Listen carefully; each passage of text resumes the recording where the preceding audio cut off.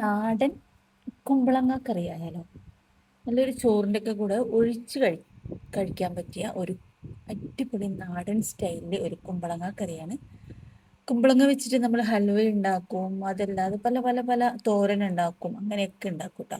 അപ്പം നമുക്ക് പരിപ്പൊന്നും ചേർക്കാത്ത കുമ്പളങ്ങ കറി കേട്ടോ. അപ്പം ഞാനിപ്പോൾ അത്യാവശ്യം വലിപ്പത്തിലുള്ള ഒരു പീസ് കുമ്പളങ്ങ എടുത്തിട്ടുണ്ട്. അത് നമുക്ക് നന്നായിട്ടൊന്ന് കട്ട് ചെയ്തെടുക്കാം. നന്നായിട്ട് കഴുകി എടുത്തതാണ് കേട്ടോ. നന്നായിട്ട് കഴുകിയിട്ട് നല്ല ഫ്രഷ് കുമ്പളങ്ങ നോക്കി എടുക്കണം കേട്ടോ.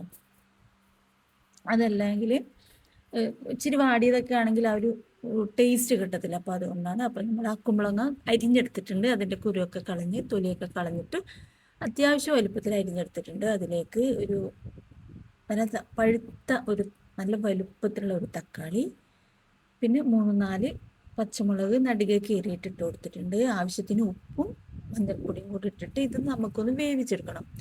കുമ്പളങ്ങൊക്കെ പെട്ടെന്ന് വെന്ത് കിട്ടും കേട്ടോ. വെന്ത് കിട്ടും കേട്ടോ. അപ്പോൾ അതിലേക്ക് അത് വെന്ത് വരാനായിട്ടുള്ള വെള്ളം മാത്രം ഒഴിച്ചിട്ട് ജസ്റ്റ് ഒന്ന് ചിറ്റിച്ചെടുക്കുക. അത് ഉപ്പ് എല്ലാ ഭാഗത്തും ആവാൻ വേണ്ടിയിട്ടാണ്. അതൊന്ന് തിളച്ച് വെന്ത് വരുമ്പോഴത്തേക്ക് പെട്ടെന്ന് 3-4 തിളയാകുമ്പോഴത്തേക്കിന് നമ്മൾ കുമ്പളങ്ങ പെട്ടെന്ന് വെന്ത് കിട്ടുമല്ലോ. അപ്പം ഞാനിപ്പോൾ ഒരു മുറി തേങ്ങ ചിരവിയതും നമ്മുടെ ചെറിയ ജീരകം ഉണ്ടല്ലോ അതും കൂടി ഇതിലേക്ക് ഇട്ട് കൊടുത്തിട്ട് നന്നായിട്ട് അരച്ചെടുക്കുക കേട്ടോ. നല്ല ഫൈനായിട്ട് അരച്ചെടുക്കുക. വെള്ളം കുറച്ച് ചേർത്താൽ മതിയേ. അപ്പം നമ്മളെ കുമ്പളങ്ങയൊക്കെ ഇവിടെ റെഡിയായി വെന്തിട്ടുണ്ട് കേട്ടോ. കലങ്ങി പോകാത്ത രീതിയിൽ വേണം എടുക്കാനായിട്ട്. എന്നിട്ട് നമ്മുടെ അരപ്പ് ഇതിലേക്ക് ഒഴിച്ചു കൊടുക്കുക.